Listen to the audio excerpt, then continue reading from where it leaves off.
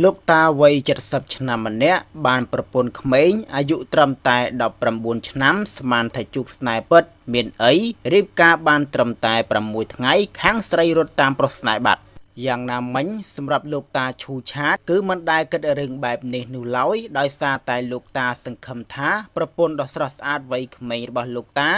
នឹងស្រឡាញ់លោកតាដោយចិត្តស្មោះស្មោះចាប់ដៃគ្នារកស៊ីរួមរស់នៅជាមួយនឹងគ្នាដល់ជីវិតចុងក្រោយរៀងៗខ្លួនប៉ុន្តែអ្វីមិនដោយលោកតារំពឹងទុកនោះឡើយដោយនាងខាងលើរៀបការជាមួយលោកតាបានត្រឹមតែ7ទៅ6ថ្ងៃតែប៉ុណ្ណោះស្រាប់តែប្រពន្ធក្មេងរបស់លោកតារូបនេះយកម៉ូតូរបស់លោកតាជិះទៅបាត់ទុកឲ្យលោកតានៅតែម្នាក់ឯងកណ្ដាយដោយគូស្រង់តិចងាកមកខាងលោកតាកំសត់នេះវិញនៅពេលដែលតាក់ទងជាមួយសង្សារស្រីក្មេងរូបនេះដំបងនាងបានសុំឲ្យលោកតាចាស់ខាងលើនេះផ្ដល់ជាលុយកាក់ក្នុងការចិញ្ចឹមជ្រូកនិងទានិងមាន់ជាដើមថែមទាំងសុំឲ្យលោកតាទិញទូរស័ព្ទថ្លៃឲ្យនាងថែមទៀតផងមានដូចជាគ្រឿងអលង្ការ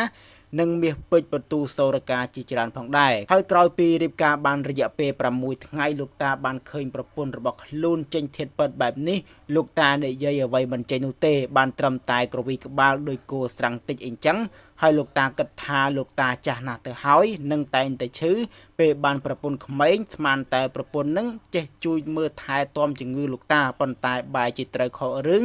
និងខកចិត្តបែបនេះទៅវិញបាទនេះគឺជាមេរៀនមួយសម្រាប់លោកតាចាស់បាទដែលស្រឡាញ់ស្រីក្មេងអាយុត្រឹមតែ19 20 18ឆ្នាំអញ្ចឹងទៅបាទហើយចឹងទេស្រីទាំងអស់នេះបាទគឺមិនស្រឡាញ់លោកតាបាទពិតប្រកបនោះទេបាទគេគ្រាន់តែស្រឡាញ់លោកតាចាស់ហ្នឹងបាទគេសម្លឹងមើលទ្រព្យសម្បត្តិរបស់លោកតាបាទមានច្រើនឬតិចហើយគេក៏ព្រមបាទចូលទៅក្នុងជីវិតរបស់លោកតាដើម្បីយកមាសប្រាក់បាទបន្ទូសូរកានក៏ដូចជាដីស្រែរបស់លោកតាហ្នឹងបាទគឺគេមិនចង់បានបាទស្រឡាញ់លោកតានោះទេបាទអញ្ចឹងបងប្អូនដឹងហើយថាបាទ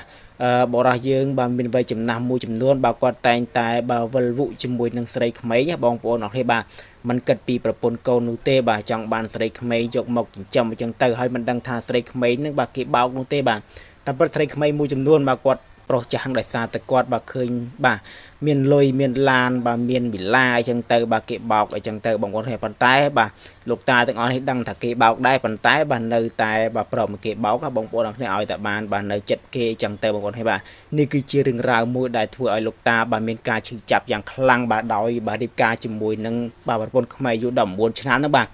បានត្រឹមតែបាទ5ទៅ6ថ្ងៃទេស្រាប់តែប្រពន្ធក្មេងទ្រាំជាមួយលោកតាមិនបានក៏យកលុយកាក់បាទមាសប្រាក់របស់លោកតានឹងបាទព្រមទាំងម៉ូតូដ៏ថ្មីស្រឡាងមួយគ្រឿងរបស់លោកតានឹងបាទរត់ទៅជាមួយសង្សារបាត់ស្រមោលបាទទុកឲ្យលោកតាបាទនៅតែម្នាក់ឯងកណ្ដាយដូចគួរស្រាំងតិចអីចឹងបងប្អូនអរគ្នាបាទអញ្ចឹងទេបាទនេះគឺជាមេរៀនមួយសម្រាប់បាទលោកតាចាស់ដែលស្រឡាញ់ប្រពន្ធក្មេងណាបាទ